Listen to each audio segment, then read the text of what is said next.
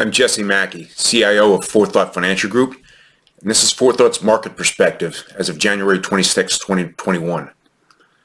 Stocks have started 2021 with a pattern that diverges from last year, with U.S. large cap stocks underperforming mid-cap, small-cap, and emerging market stocks so far.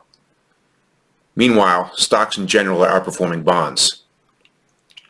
Looking back, global stocks went on a roller coaster ride in 2020, experiencing both a bear market with a corresponding recovery and a 10% plus correction with a corresponding recovery, but still ended the year with substantial gains. One of the best performing stock indexes, the S&P 500 index of U.S. large cap stocks, closed out the year with gains of 18.4%. Some other stock type indices, while not quite as impressive in their results, were also able to achieve double-digit returns.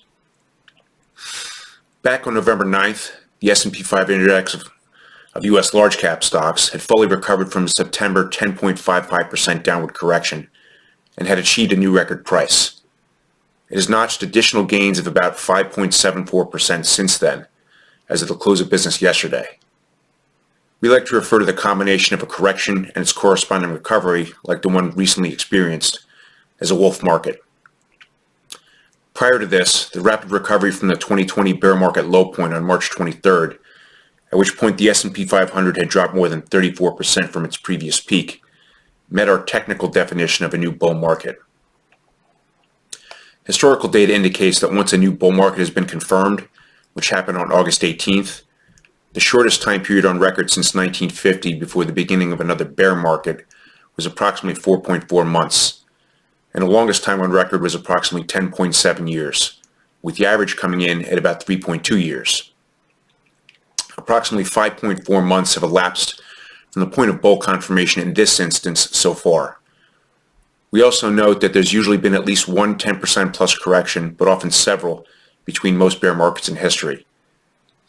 The first correction and full recovery in this bull market was completed about 10 weeks ago.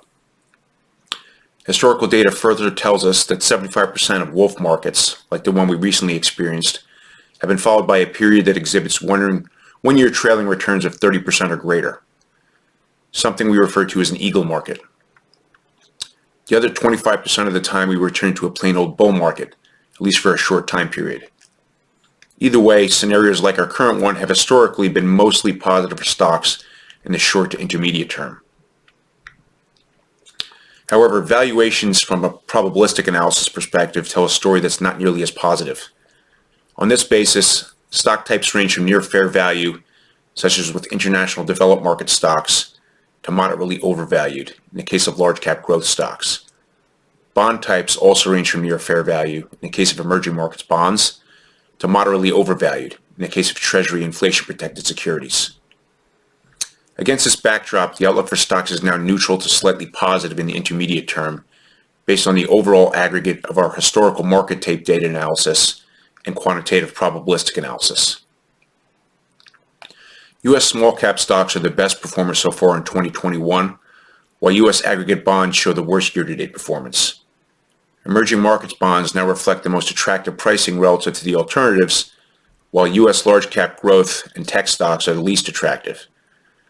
With regards to allocations amongst investment methods, we're now allowing overweight allocations to selective concentrated investing, neutral allocations to strategic asset allocation, and underweights to liability-driven investing and opportunistic investing. I hope this was helpful. If you have questions or you'd like to discuss what this means for your particular situation, please contact 4Thought at 516-300-1617 or at info@4tfg.com. And don't forget to subscribe to our blog feed and our YouTube channel. Thanks for watching, and see you next week.